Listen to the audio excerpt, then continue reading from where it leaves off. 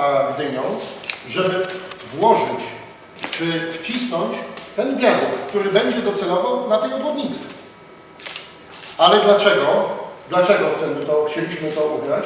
Z tego jednego względu, że jeżeli zlikwidują nam przejazd kolejowy na Sędzickiego, a zdarzy się jakiekolwiek zdarzenie na wiadukcie lub w czasie inwestycji na ulicy Gdańskiej Kościerskiej, to proszę Państwa, ten fragment miasta jest odcięty od dostępu wozów strażackich, od dostępu policji, od dostępu wszystkich innych służb komunalnych, jakiegokolwiek zdarzenia, bo nie będzie do niego wjazdu.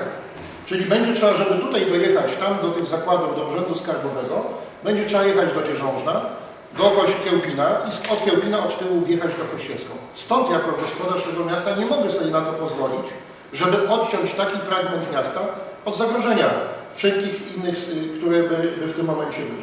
Stąd zaczęliśmy rozmawiać o stworzeniu tego wiaduktu, czyli takiego krótkiego odcinka. To jest około 200 metrów niespełna i zaraz za tym wiaduktem miałby być zjazd na naszą kotłownię. Jak Państwo wiedzą, jest tam uliczka. I tylko kawałek kotłowni, i tylko kawałeczek przez las. Niewielki odcinek. Byśmy mieli możliwość połączyć ją z ulicą Sędzickiego.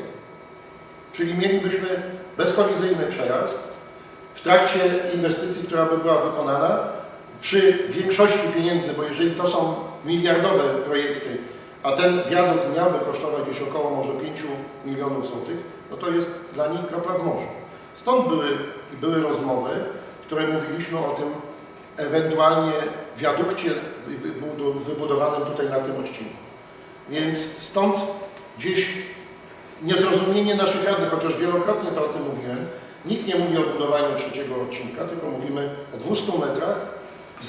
Przy zrealizowaniu realizuje tego ustawowego zadania, które ma i powinna funkcjonować na sesjach, a piszą to część radnych, oczywiście przypominam, bo to tylko część radnych pisze jako cała Rada.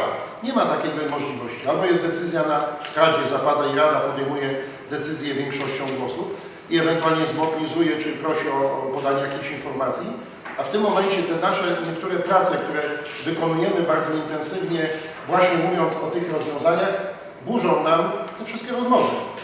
Bo nagle radni piszą o zupełnie innych etapach, o zupełnie innych potrzebach naszego miasta, nie rozumiejąc tego, o czym my dzisiaj, jak gdyby mówimy o priorytetach i o bezpieczeństwie naszych mieszkańców. A przy jedynej okazji, gdzie możemy wykorzystać tą realizację. My mimo to, że kolej w tej chwili odnośnie Sędzickiego powiedziała za bardzo, już powiedziała właściwie, że raczej nie, ale mimo to jeszcze walczymy. Bo po ostatnim spotkaniu praktycznie z tego Sędzickiego się wycofali, gdy radni powiedzieli, że dla nich priorytetem jest zupełnie coś innego.